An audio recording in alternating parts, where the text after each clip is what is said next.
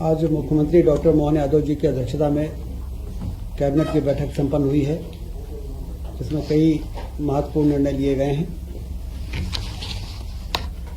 अपर नर्मदा परियोजना, राघोपुर बहुउद्देशीय परियोजना और बसानिया बहुउद्देशीय परियोजना के डूब प्रभावितों के लिए विशेष पैकेज जो प्रावधान था, उसमें 1782 करोड़ रुपए और विशेष पैकेज के रूप में स्वीकृत हुआ है। इससे 5512 करोड़ की 3 जिलों की अनूपपुर, मंडला और डिंडोरी की सिंचाई योजना का काम अब तेजी से शुरू हो सकेगा। इन तीनों जिलों में 71,967 हेक्टेयर जमीन सिंचाई होगी और 125 मेगावाट की बिजली का उत्पादन भी होगा। कुल मिला के डूब प्रभावितों के लिए एक बहुत बड़ी राहत विशेष पैकेज के द्वारा आज स्वीकृत हुई है। मुख्यमंत्री ग्राम सड़क एवं अवसंरचना योजना के सूचकांक को भी 2 से 3 किया गया है। इससे 3,810 कार्य जो लगभग 693.76 करोड़ के, अब उनको भी ये जारी हो सकेगा और उनके काम पूरे किए जा सकेंगे।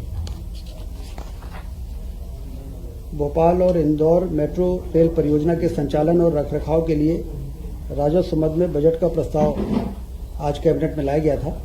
25-26 के लिए 90.67 करोड़ की राशि का प्रावधान किया गया है, क्योंकि जैसा भारत सरकार के साथ MOU होता है कि आमदनी और व्यय में जो अंतर होता है उसको राज्य शासन को वहन करना पड़ता है। इसलिए चूंकि अभी ये शुरुआत है, आने वाले दिनों में स्टेट बजट पर कम बाहर आए, इसके लिए जो ये परियोजना में काम करने वाले लोग हैं अपने आमदनी के स्रोत को बढ़ाएंगे। लेकिन अभी इस वर्ष 90.67 करोड़ के अंतर का अनुमान लगाते हुए बजट में प्रावधान इसका किया गया है, जिससे कि भोपाल और इंदौर की मेट्रो सुचारू रूप से संचालित हो सके।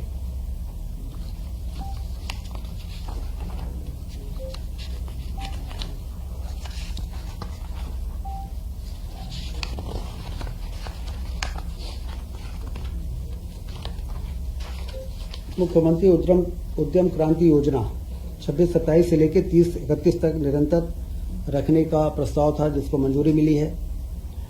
उद्यम क्रांति योजना से काफ़ी लाभ मिल रहा है निवेशकों को। इस योजना के अंतर्गत 905.25 करोड़ के व्यय के लिए भी स्वीकृति आज कैबिनेट ने दी है।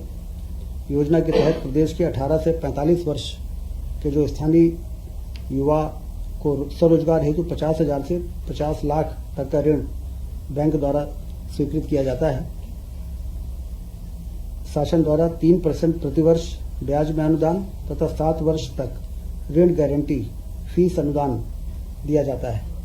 इस योजना को आने वाले 5 वर्षों के लिए सैंक्शन किया गया है। वन विज्ञान केंद्र की स्थापना होगी।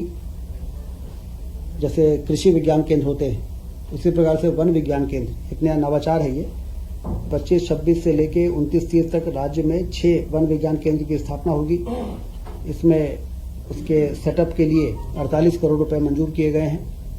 वन विज्ञान केंद्र की स्थापना प्रदेश में वन क्षेत्र के बाहर वानिकी विस्तार गतिविधियों को बढ़ाने, वन भूमि की उत्पादकता बढ़ाने, काष्ठ के विदोहन से अतिरिक्त आय के साधन हेतु जागरूकता बढ़ाने, रिसर्च, एग्रो फॉरेस्ट्री को कैसे बढ़ाया जा सकता है।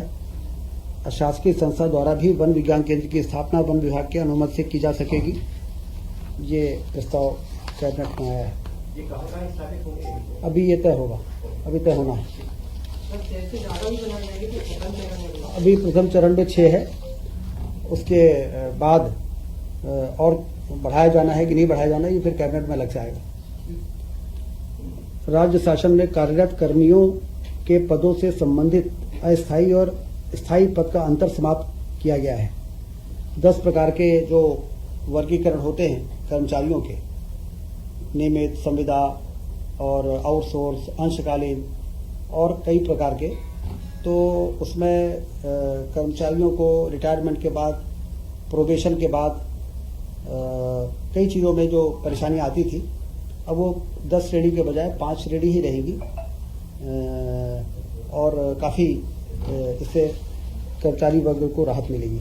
कौन सी इसमें नियमित, संविदा, आउटसोर्स, अंशकालीन, इस प्रकार के जो आवश्यक श्रेणी हर विभाग के सहमत के बाद तय हुई है, तो वो लोग रहेंगे। बाकी बहुत से ऐसे आवश्यकता महसूस नहीं हो रही थी और उनको, कर्मचारियों को भी परेशानी होती थी।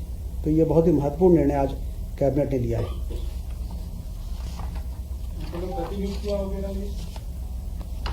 प्रतिनियुक्ति वो इससे संबंधित नहीं है। आज जो ये निर्णय है, ये काफी लंबे समय से आने वाली परेशानियों को ध्यान में रखते हुए ये किया गया है। कुल मिला के कैबिनेट में आज ये एजेंडे थे। जो मुख्यमंत्री तो लगातार रिव्यू होता है कि कितने आवेदन आए हैं, किस जिले में कितने आए हैं, कितने सैंक्शन हुए हैं।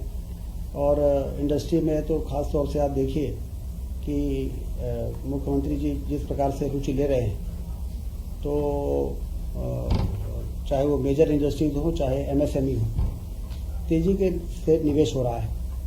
और इसका जो अभी तक का परिणाम है, जीआईएस के बाद, जीआईएस में लगभग 30 लाख करोड़ रुपए की निवेश के कंसेंट आए थे और 8 लाख करोड़ रुपए के काम शुरू हुए हैं। 6 लाख करोड़ के काम शुरू हैं और 2 लाख करोड़ रुपए के निवेश से संबंधित गृह मंत्री जी मध्य प्रदेश आ रहे हैं, उसमें उसके भूमि पूजन भी करेंगे। तो कुल मिला के 30% जो लोगों ने एमओयू किया था, एक्सप्रेशन ऑफ इंटरेस्ट दिया था, उसका 30% जमीन पर उतर जाना, ये अपने आप में अभूतपूर्व है।